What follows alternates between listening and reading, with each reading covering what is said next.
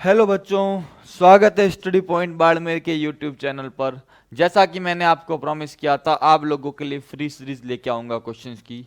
उसी का अगला वीडियो है जहाँ पे आज हम बात करने वाले 1D मोशन के बारे में। शुरुआत करते हैं, साथ ही साथ चर्चा भी करते रहेंगे। हमारा जो पहला क्वेश्चन है वो ये है, एक वृत्तीय पार्क जिसकी त्रिज्या 1 किलोमीटर है पर एक साइकिल सवार केंद्र ओ से अपनी यात्रा प्रारंभ करता है। यहाँ से, ठीक है, अपनी यात्रा प्रारंभ करता है। कहाँ से? केंद्र ओ से अपनी यात्रा प्रारंभ करता है और ओपी के रास्ते परिधि पर यहाँ से पहुँचता है। देन और परिधि पर चलता हुआ क्यू से क्यू ओ, ये चलता हुआ क्यू ओ से क्या आ जाता है? वापस आ जाता है। ठीक है, इस यात्रा में 10 मिनट का समय लगा हो तो कुल विस्थापन और औसत चाल पूछिए। इंग्लिश में देख लो सवाल। A cyclist start from the center O of a circular park of radius 1 kilometer, reaches the point P, then cycles along the circumference, इधर से along the circumference, and return to the center along QO. ठीक है, if the round trip takes 10 minutes, the net displacement and average speed. अब हमें क्या बोला है? 10 minute लगते हैं। पहली चीज तो दिमाग में ये क्लियर कर दो कि वो था कहां पर? ओ पर, और गया किधर? पी, और ये घूम के क्या आ गया? वापस आ गया। तो मुझे बताओ डिस्प्लेसमेंट क्या होगा? जीरो, क्योंकि जो इसका स्टार्टिंग पॉइंट है वही इसका क्या? Final point. तो या तो हमारा आंसर ये होगा या हमारा आंसर ये, क्योंकि डिस्प्लेसमेंट ये भी नहीं हो सकता और ये भी नहीं हो सकता। तो डिस्प्लेसमेंट तो क्या हो गया? जीरो। अब पूछा क्या है? Average speed. हमें क्या पूछा है? औसत चाल। डिस्प्लेसमेंट तो क्या हो गया? जीरो। एवरेज स्पीड कैसे निकालेंगे? तो मैं यहां कर देता हूं स्पीड के लिए, डिस्टेंस अपॉन टाइम। डिस्टेंस कितना हुआ? एक तो हमारे पास ये हो गया। स्पीड की अगर हम बात करें तो कुल दूरी, टोटल डिस्टेंस बटा समय, speed v, total distance divide by total time. अब डिस्टेंस कितना है, टाइम कितना है? अगर हम थोड़ा इसको छोटा कर दें तो निकाल सकते हैं, v इज इक्वल्स टू,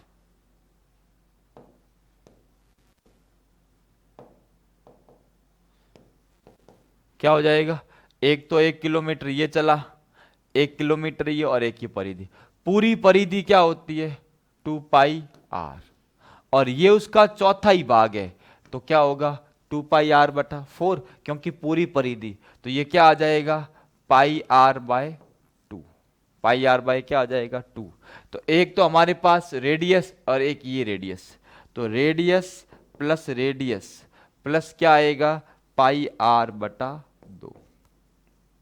ठीक है, हम पूरा निकालते हैं। तो मुझे बताओ रेडियस कितनी है? 1 + 1 प्लस ये 1 है, 1 + 1 प्लस पाई इंटू 1/2। 2 क्या आएगा?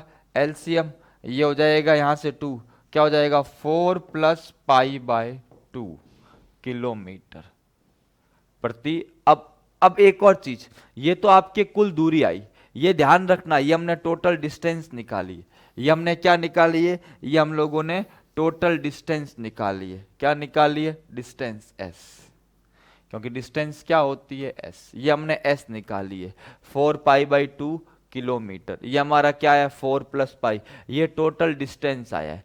और उसमें टाइम कितना लगा है? 10 मिनट। हमें बोले इसकी चाल बोलिए।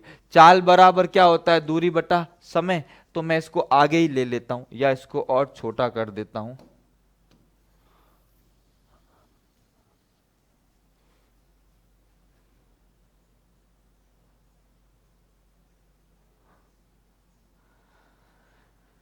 ठीक है, तो स्पीड निकालते हैं। टोटल डिस्टेंस आ गई 4 + π/2। टाइम कितना है? टाइम यहां पर बच्चों 10 मिनट है, तो t बराबर 10/60, 1/6 आवर, क्योंकि हमें निकालना किसमें? किलोमीटर प्रति घंटा। तो क्या हो जाएगा? 1/6, 6 जाएगा ऊपर, तो इससे मल्टीप्लाई करेंगे 24, 4 पाई कंप्लीट 2 है, ठीक है। तो क्या होगा 4 प्लस पाई बाय 2 इंटू क्या होगा 6, कितने टाइम्स 3 v, ठीक है। चार तिया, अब इसको कर दें 4 प्लस 3.14 इंटू क्या है 3, ये हो जाएगा 7.14 इंटू 3, 7 तिया 21, 21.42 किलोमीटर प्रति घंटा। तो हमारा आंसर क्या आ जाएगा 21.42। तो हमारे पास 21.4 ये वाला आंसर है, 0 और 21.4, क्योंकि या तो आंसर हमारा फर्स्ट होगा है 4, क्योंकि डिस्प्लेसमेंट तो क्या है 0 है, तो हमारा आंसर क्या है, हमारा आंसर है 0 प्लस 21/4 किलोमीटर पर आवर, हमें बोला हुआ है किलोमीटर पर आवर, ये देखो गिवन है। तो ध्यान रखना टोटल डिस्टेंस, डिस्प्लेसमेंट तो क्या हुआ 0, क्योंकि जहां से उसने स्टार्ट किया वहीं डिस्प्लेसमेंट। अगर ध्यान रखना ऑब्जेक्ट कहीं से भी स्टार्ट करे और घूम फिर के वापिस वहां आ जाए तो डिस्प्लेसमेंट हमेशा क्या होगा 0 होगा। और चाल निकालने के लिए क्या, अगर औसत वेग पूछा होता तो औसत वेग भी, एवरेज वेलोसिटी भी क्या होती 0 होती। नेक्स्ट हम बात करें, एक कार प्रथम आधी दूरी 40 किलोमीटर और शेष आधी दूरी 60 किलोमीटर प्रति घंटे की औसत वेग बोला है। तो प्रथम देखो, a car travelled half the distance with constant velocity 40 and second half 60 average. देखो मैं दो बात बता देता हूं, अगर हमारे पास ये एक पॉइंट है,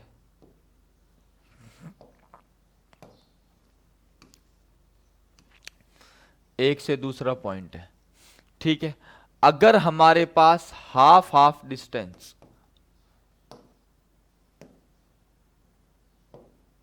अगर हमारे पास हाफ हाफ डिस्टेंस v1 और v2 स्पीड से दी हुई है, मतलब आधी आधी, तब हमारा v एवरेज का एक फॉर्मूला बनता है, वो बनता है 2v1 v2 bye v1 plus v2। और अगर हमें ऐसा दिया हुआ है ए से बी तक जाना है, फर्स्ट हाफ टाइम और सेकंड हाफ टाइम, यहां चाल v1 है, यहां चाल कितनी है v2 है, इस केस में v एवरेज का फॉर्मूला क्या होगा v1 प्लस v2 बटा 2। तो ध्यान रखना अगर इक्वल डिस्टेंस बोली है, इक्वल डिस्टेंस समान दूरी, और तब हम लोग लगाएंगे ये, और अगर बोला है इक्वल टाइम मतलब समान समय, तब हम लोग लगाएंगे फॉर्मूला ये वाला। तो हमें यहां इक्वल डिस्टेंस बोला है तो 2v1 v2 upon v1 plus v2, तो यूज करें यहां पर, तो क्या होगा v average is equals to 2v1, v1 कितना है 40 और v2 कितना है 60, तो 2 into 40 into 60 divide by 40 plus 60, तो क्या हो जाएगा 2448, ये हो जाएगा आपके 4800 बटा 100, क्या आएगा 48 किलोमीटर पर आवर। हमारा आंसर क्या है 48 किलोमीटर पर आवर। तो आंसर क्या हो जाएगा, आंसर हो जाएगा 48 किलोमीटर पर आवर। समझ में आई मेरी बात, समझना ये फॉर्मूले को ध्यान रखना, जो मैंने यहां पर लिखवाया है इसको आपको क्या करना है ध्यान रखना है।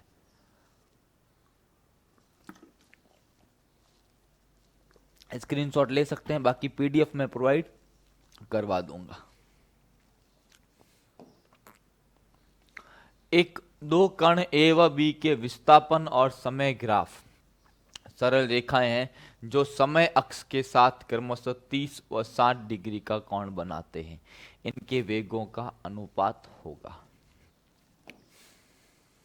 The displacement time graph for two particles A and B are straight line inclined at angle of 30 and 60 with the time axis. एक ध्यान रखना वर्ड, ये जो कोण दिया हुआ है ना वो किसके साथ दिया हुआ है समय अक्ष के साथ, किसके साथ?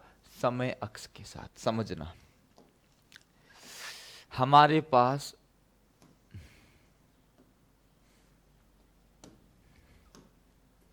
इस प्रकार से मैं थोड़े से ग्राफ बना लेता हूं आपके समझने के लिए।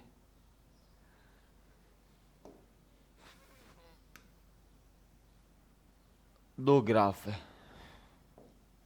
एक एक्स और ये टाइम, ठीक है। दो अलग अलग ग्राफ है, एक को मैंने बनाया येलो से और सेकंड वाले को बनाया मैंने वाइट से। टाइम एक्सिस के साथ क्या बोला है? 30 और 60। ए का टाइम के साथ 30 है, बी का कितना है? 60 है। तो इसको मैंने नाम दे दिया ए, इसको नाम दे दिया ए, इसको नाम दे दिया बी। ए वाला बना रहा है टाइम के साथ 30 और बी वाला कितना बना रहा है? 60। हमेशा ध्यान रखना, सवाल को पढ़ना, टाइम एक्सिस के साथ ए वाला बना रहा है 30, बी वाला बना रहा है 60। अब मुझे बोला है वेलोसिटी का अनुपात। अब मुझे बताओ, ये अगर 30 है तो ये कोण कितना होगा? 60। और ये कोण कितना होगा? 30। क्योंकि v, अगर हम बात करें ना तो v जो होता है वो क्या होता है? स्लोप ऑफ xt ग्राफ,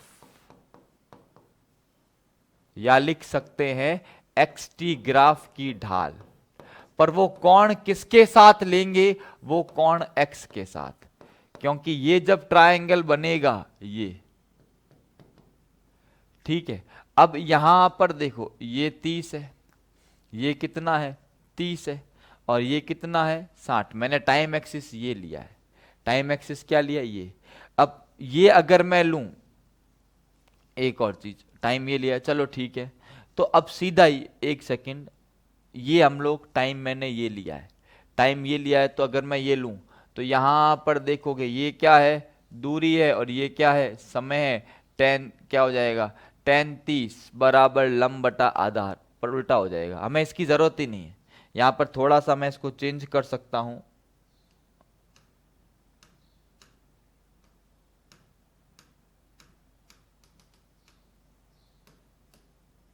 एक थोड़ी सी चीजों को मैं बदल सकता हूं।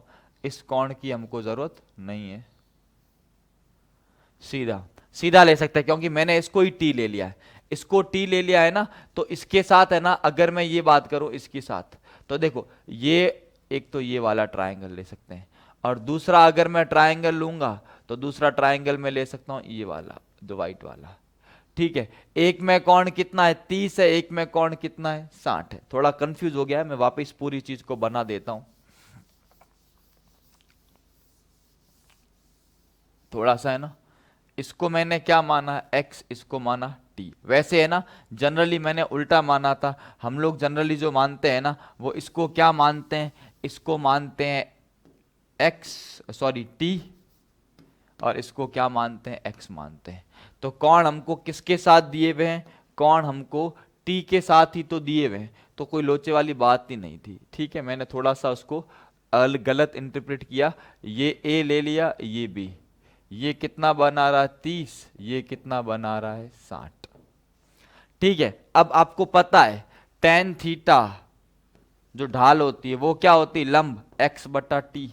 इसी को तो हम लोग क्या कहते हैं? v कहते हैं। अब मुझे बताओ, a वाले के लिए अगर मैं बात करूं va, किसकी बात करूं? va अनुपात vb। तो va में कितना होगा? va बना रहा है 30 डिग्री का, और vb बना रहा है 60। tan 30 का मान क्या होता है? 1/√3, 60 का √3। सॉल्व करेंगे, आंसर क्या आएगा? 1/3। लसब ले लूंगा तो आंसर क्या आएगा? 1/3। तो यहां ध्यान रखना, यहां आंसर आएगा अपना 1/3, क्योंकि वो टाइम एक्सिस के साथ ही 30 और 60 का कोण बना रहे हैं, टाइम एक्सिस के साथ। तो अगर मैं ए की स्पीड निकालनी है तो सीधा हो गया ना, ये त्रिभुज देख लो, यहां पर ये दूरी, ये समय, ये tan, यही तो होता है दूरी बटा समय। दूरी कितनी है? x से, समय कितना है? t,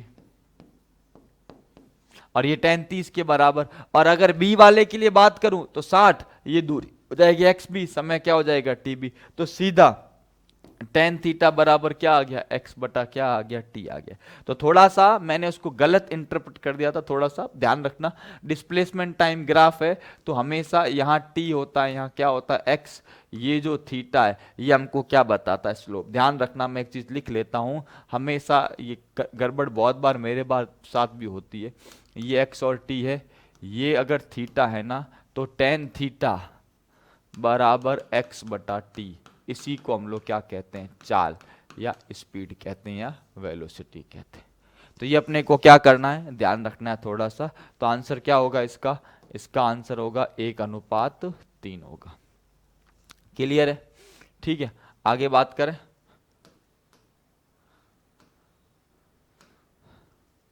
150 मीटर लंबी ट्रेन 45 किलोमीटर प्रति घंटे की चाल से एक 850 मीटर लंबे पुल को पार करने में कितना समय लगाएगी।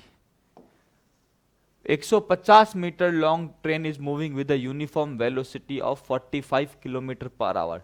The time taken by the train to cross a bridge of length 850 metre. अब देखो ये ब्रिज है, ये ब्रिज है और ये ट्रेन है। ब्रिज यहां से यहां तक है, ट्रेन है ना, ये ट्रेन कितनी है, ट्रेन है 150 मीटर और ये ब्रिज कितना है 850। क्रॉस कब होगा, जब ये वाला जो पार्ट होगा ये कहां पहुंचेगा, इधर पहुंचेगा। तो इसको यहां तक पहुंचने में दूरी कितनी हो जाएगी, 1000। क्योंकि ट्रेन जब उसको क्रॉस करेगी तो खुद पूरी पार होनी चाहिए ना, तो ट्रेन की लंबाई भी जुड़ जाएगी। तो टोटल डिस्टेंस कितनी हो जाएगी, 850 प्लस 150 कितना होगा, 1 किलोमीटर। ठीक है, और टाइम कितना लगेगा, स्पीड कितनी है 850, क्या बोलते हैं 45 किलोमीटर पर आवर। तो हमें क्या निकालना है, time. Time is equals to distance by speed. Time, क्योंकि हमें पता है वेलोसिटी इज इक्वल्स टू क्या होता है, डिस्टेंस बाय टाइम। तो time is equals to distance by velocity. क्या होगा, डिस्टेंस बाय वेलोसिटी। तो करें इसको, सॉल्व करें हम लोग। तो डिस्टेंस कितना है 1, वेलोसिटी कितनी है 45, 1/45 आवर। ठीक है, इतना घंटा उसको लगेगा। क्वेश्चन में पूछा है नंबर ऑफ सेकेंड में पूछा है, तो सेकेंड में आप इसको किससे मल्टीप्लाई करोगे, 3600 डिवाइड बाय 45 सेकेंड। ठीक है, इसको सॉल्व करें तो t बराबर क्या हो जाएगा, t बराबर होगा 3600 डिवाइड बाय 45। 9 से कट गया कितनी बार, 4 बार, 400। 9 से कट गया 5 बार, 80 सेकेंड आंसर है। हमारे पास एक ऑप्शन है 80 सेकेंड, तो हमारा आंसर क्या है, 80 सेकेंड है। क्योंकि यहां पर ध्यान रखना, ट्रेन की लंबाई को भी क्या करना पड़ेगा, इंक्लूड करना पड़ेगा इस सवाल के अंदर। ट्रेन की लंबाई, क्योंकि ट्रेन जब उसको क्रॉस करेगी पूरा, आप जब कोई चीज किसी को क्रॉस करती है उसको कंप्लीट लंबाई, उस ब्रिज के साथ उस ट्रेन की लंबाई भी लेनी पड़ती है। तो ये ध्यान रखना। पर तो सवाल को समझने की कोशिश करो, जब तक सवाल समझोगे नहीं न्यूमेरिकल्स होंगे नहीं। ये प्रॉब्लम क्यों आती है, क्योंकि हम सीधा आंसर्स पे जाते हैं। आंसर से पहले सवाल को समझो, ऑप्शंस को देखो, you will get the answer. अगर आप सवाल को समझ के करोगे 100% you will get the answer, ये मेरा प्रॉमिस है आपसे। आगे बात करें, नेक्स्ट हम बात करते हैं अगले सवाल की तरफ। काफी सारे सवाल है। एक कार तय की गई दूरी का कुल भाग 2/5 भाग v1 स्पीड से तथा शेष 3/5 भाग v2 स्पीड से, इसकी औसत चाल। क्या क्वेश्चन है, एक if a car cover 2/5 of the total distance with v1 speed and 3/5 with the total distance with v2 speed, then average speed। क्या बोला है इसने कि 2/5 यहां से यहां तक की डिस्टेंस है, कुल डिस्टेंस कितनी है d। एक हमने ले लिया c पॉइंट, ये डिस्टेंस है 2/5 d, ये है 3/5 d। यहां चाल कितनी है v1, यहां कितनी है v2। यहां समय कितना लगा t1, यहां समय कितना लग रहा है t2। तो समय बराबर क्या होता है, दूरी बटा चाल, 2/5 d बटा v1 बराबर 2D/5V1 और T2 कितना लग रहा है, सेम 3D/5V2। टोटल टाइम कितना हो जाएगा, टोटल टाइम हो जाएगा T1 प्लस T2। तो total time 2/5, 2D/5V1, 3D/5V2, 2D/5V1 plus 3D/5V2। Common क्या आएगा, D/5, D/5 क्या रहेगा 2/V1 प्लस 3/V2। हमें निकालना है V एवरेज। क्या निकालना है, V एवरेज। टोटल डिस्टेंस क्या है, टोटल डिस्टेंस है D, टाइम कितना है T है। टोटल डिस्टेंस कितना है D, टाइम कितना है T है। भाग दे दो, क्या करो, भाग दे दो। तो भाग दे दो, क्या होगा D/5 2/V1 plus 3/V2। Cancel, 5 ऊपर चला गया, 5 कहाँ चला गया, ऊपर। लसब कितना है नीचे, V1 V2, V1 V2। यहां क्या हो गया 2V2 प्लस क्या हो गया 3V1 बराबर क्या हो गया 5V1 V2 बटा 2V2 प्लस 3V1। तो हमारा आंसर क्या है 5V1 V2 बटा 2V2 प्लस 3V1। आपको इसी तरीके से सॉल्व करना पड़ेगा, पहले टाइम निकालना पड़ेगा, टाइम के बाद डिवाइड करना पड़ेगा। ऑप्शन देखो 5V1 V2 बटा 3V1 plus 2V2, 3V1 plus 2V2। This is our answer.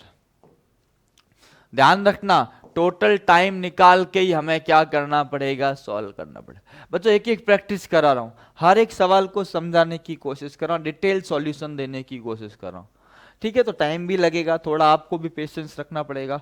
Daily बहुत सारे बोल रहे सर सारे वीडियो अपलोड करो, तो बेटा एक एक करके होंगे, मुझे इनको बनाना पड़ता है, पीडीएफ बनानी पड़ती है, इनको क्रॉप करके क्वेश्चंस को पूरा पीडीएफ फॉर्म में लाना पड़ता है, हिंदी इंग्लिश दोनों में सेट करना पड़ता है। उसके बाद सॉल्यूशंस की पीडीएफ बना के वीडियो मैं खुद अकेला बनाता हूँ, उसको अपलोड करना, ये सारा काम मेरे द्वारा होता है, अकेला ही कर रहा हूँ। ठीक है, तो ये खाली आप लोगों के लिए कर रहा हूँ। ठीक है, तो बस आप लोग इसको शेयर करें, ज़्यादा से ज़्यादा वीडियो को लाइक करें, चैनल को सब्सक्राइब करें, क्योंकि ये मोटिवेशन है बेटा।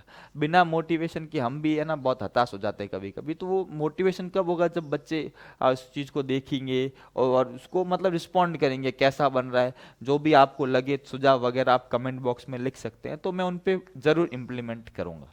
ठीक है, मिलते हैं अगले सवाल में, मिलते हैं, क्या कर ही रहे हैं ना। एक कण अचल बल के प्रभाव में विराम अवस्था से गति करता है, पहले 10 सेकंड में S1 तथा पहले 20 सेकंड में S2 दूरी हो, तो S1 S2 में क्या संबंध है। अचल बल का मतलब है फोर्स क्या है, कांस्टेंट, त्वरण क्या है, कांस्टेंट है। A particle start it's motion from rest under the rest, विराम अवस्था से, under the action of a constant force. ठीक है, फर्स्ट 10 सेकंड में S1 एंड सेकेंड 10 सेकंड में क्या, टोटल 20 सेकंड में S2। समझना, देखो इधर एक तो क्या है U0 है और A क्या है, नियत है। T1 बराबर 10 सेकंड, दूरी कितनी है S1, और T2 बराबर 20, 0 to 20, दूरी क्या है S2। तो S1 बराबर UT plus half AT square, तो क्या होगा ये 0 into 10 plus half A into 10 का स्क्वायर। 10 का स्क्वायर कितना होगा 100/2, क्या आ जाएगा 50A। और S2 बराबर 0 into 20 plus half into A into 20 का स्क्वायर। 20 का स्क्वायर 400/2, मतलब 400/2 200, तो S2 बराबर कितना आएगा 200A। मतलब पहले 10 सेकंड में 0 से 10 सेकंड में 50A की दूरी, और 0 से 20 सेकंड, ध्यान रखना ये जो है 0 to 20 सेकंड, और ये जो है वो क्या है 0 to 10 सेकेंड। तो 0 to 10 सेकेंड में 50 है और 0 to 20 सेकेंड में कितना है 200 है। ठीक है, तो देखो S1 है 50A और S2 कितना है 200 है। 200 को लिख सकता हूं 4 इंटू 50A, तो S2 बराबर क्या आ गया 4S1। तो S2 बराबर 4S1, ध्यान रखना, क्योंकि हमको गिवन है कि वहां विराम अवस्था से कांस्टेंट बल है, तो हमको काफी सारी कंडीशंस क्या गिवन है। अच्छा सवाल है, काफी सारे CBSE PMT MTP MPPET KCET मतलब काफी सारे एग्जाम्स में आ रखा है, ध्यान रखना। तो S2 बराबर क्या हो गया 4S1 हो गया, ध्यान रखना। ठीक है, अगर खाली ये ठीक है ना, और अनुपात पूछ लेता S1 अनुपात S2 तो हो जाता 1:4, क्योंकि S2 है ना S1 का कितना है 4। पहले 10 सेकंड में इतनी, और स्टार्टिंग से 20 सेकंड में वो कितनी दूरी तक, पहले में 50 की तो स्टार्टिंग से 20 में कितनी की 200 की। अनुपात कितना हो गया 1:4 हो गया। आगे बात करें, विराम से गति प्रारंभ करते हुए कण का त्वरण कितना है 4/3, कण द्वारा तीसरे सेकंड में तय की गई दूरी। The distance travelled by particle starting from rest and moving with an acceleration 4/3 in the third second, तीसरे सेकंड में। देखो हमारे पास जो इक्वेशन ऑफ मोशन है ना वो ये है, एक तो है v बराबर u प्लस AT, एक है s बराबर ut plus half AT square, एक है हमारा v स्क्वायर बराबर u स्क्वायर प्लस 2as। ये तो सब ने ही पढ़ा है, पर जो एक हमारे पास nवे सेकंड में है वो क्या है u प्लस a/2 2n-1। अभी हम ये nवे सेकंड में तय की गई दूरी, nवे सेकंड में तय की गई दूरी, distance travelled in nth second, distance travelled in nth second. तो यहां से हो जाएगा हमारे पास, अब यही तो फॉर्मूला है, यूज कर सकते हैं। S is equals to u plus a/2 2n-1। u कितना है 0 है, क्योंकि हम स्टार्ट कहां से कर रहे हैं रेस्ट, तो u तो कितना है 0, और a कितना है 4/3 मीटर पर सेकेंड स्क्वायर।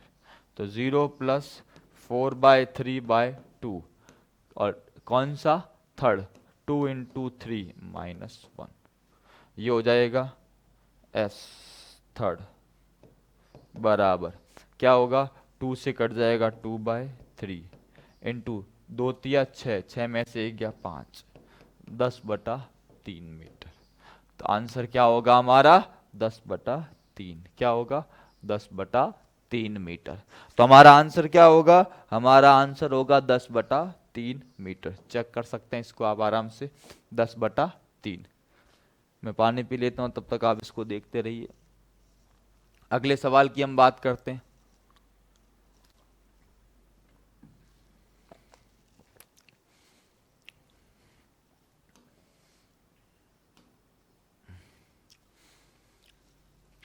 समय t व विस्थापन x में एक संबंध दिया हुआ है, इसमें अवमंदन होगा, मतलब हमें इसमें अवमंदन मतलब रिटार्डेशन बात करते हैं। A relation between time and distance is t is equals to alpha x square plus beta x, where alpha and beta are constant. The retardation त्वरण हमको, मंदन हमको निकालना है।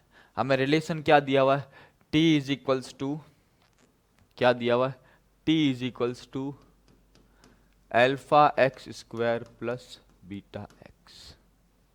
हमें क्या निकालना है, हमें निकालना है a रिटार्डेशन। नेगेटिव आएगा तो नेगेटिव त्वरण को ही तो क्या कहते हैं अवमंदन, या नेगेटिव एक्सेलरेशन ही क्या कहलाता है रिटार्डेशन।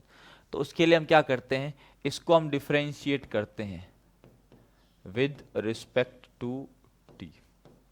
क्या हो जाएगा 1, t का t के रिस्पेक्ट में लिख लूं, भले आप बोलोगे तो लिख लेता हूं, D T by D T बराबर D alpha x square by D T plus D beta X by D T.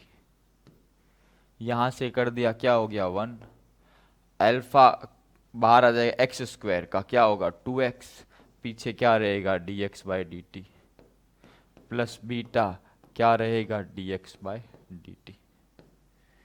तो 1 बराबर अल्फा 2x इंटू क्या रहेगा v प्लस बीटा v। ये हमारा क्या आ गया, ये हमारा रिलेशन आ गया। नेक्स्ट अभी हमको और डिफरेंशिएट करना पड़ेगा, क्या करना पड़ेगा, और डिफरेंशिएट करना पड़ेगा।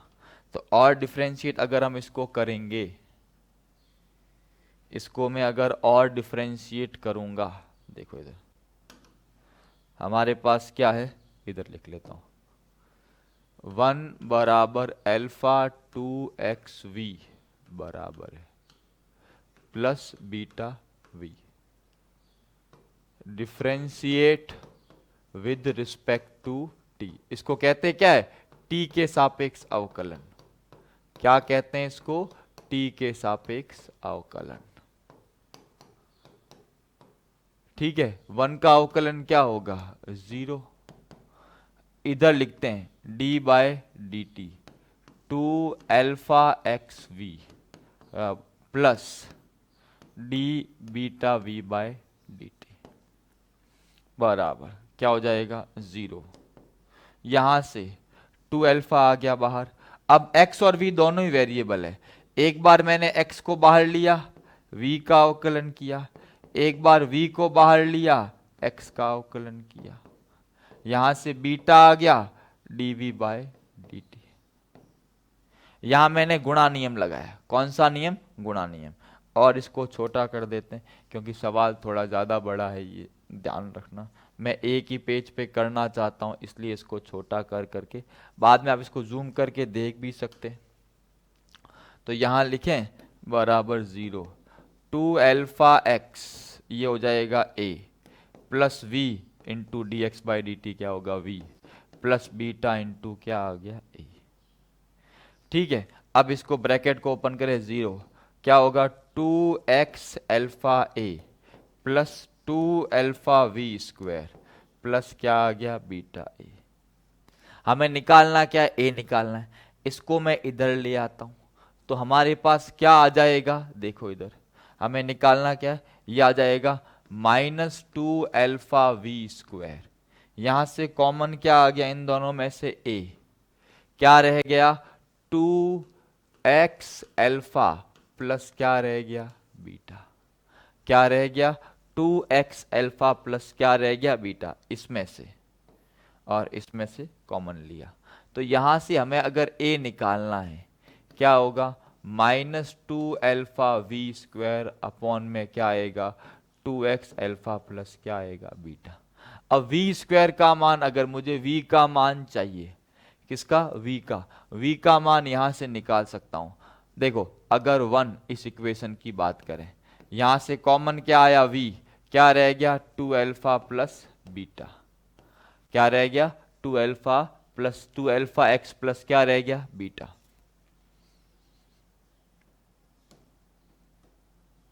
टू अल्फा एक्स प्लस क्या रह गया बीटा। तो v बराबर क्या होगा 1/2 अल्फा एक्स प्लस क्या होगा बीटा। ये हमें ध्यान रखना, ये हमारा क्या है v है। इस v की वैल्यू को हम पुट करते हैं यहां पर वापस, तो क्या आ जाएगा a बराबर माइनस, थोड़ा छोटा करना पड़ेगा, या इसको मैं थोड़ा सा है ना इसको अंडू कर देता हूं, ये ना वहां से a बराबर, ठीक है थोड़ा सा इसको मैं इधर भी खिसका देता हूं, a बराबर क्या हो जाएगा -2 अल्फा इंटू वी स्क्वायर की जगह क्या आएगा 1/2 अल्फा एक्स प्लस बीटा, इस पूरे का क्या आएगा होल स्क्वायर, और अपॉन में यहां पर ऑलरेडी है 2x अल्फा प्लस बीटा। तो हमारा आंसर क्या आएगा a बराबर -2 अल्फा अपॉन में क्या आएगा 2x अल्फा प्लस बीटा की पावर क्या आ जाएगा 3। ये हमारा आया। अब ये हमें ऑप्शन से मैच होता है कि नहीं होता है देख लेते। ठीक है, अब हमें इसको थोड़ा सा रिटार्डेशन, ठीक है, हमें v के फॉर्म में लाना है। किसके रूप में लाना है? v के रूप में लाना है। तो बच्चा ये v तो है 1/2 अल्फा प्लस बीटा, क्या हो गया? v तो है, तो क्या हो गया? -2 अल्फा v क्यूब। a बराबर क्या हो गया? -2 अल्फा v क्यूब। हमारा आंसर हो गया 2 अल्फा वी क्यूब। माइनस तो क्या बता रहा है? रिटार्डेशन है। तो हमारा आंसर क्या हो गया? हमारा आंसर हो जाएगा ये 2 अल्फा वी क्यूब। सुन लो, बहुत अच्छा सवाल है, बहुत महत्वपूर्ण सवाल है, काफी सारी चीजें हैं। पूरे मेथड को सीखना, काफी अच्छा सवाल है, पूरा डिटेल में बताया। अवकलन की, गणित की पूरी यहाँ पर परिभाषा, यहाँ पर सारा डिफरेंशिएशन पूरा आता है। एक बार स्क्रीनशॉट ले लें, वीडियो में मैं आपको ये पूरा प्रोवाइड करवा दूंगा, पीडीएफ में आपको सारा मिल जाएगा। ठीक है बच्चों, तो आज की क्लास भी काफ़ी बड़ी होगी। सवाल और थे पर वो अगले पार्ट में हम लोग ऐड कर लेंगे। तब तक के लिए थैंक यू सो मच बच्चों।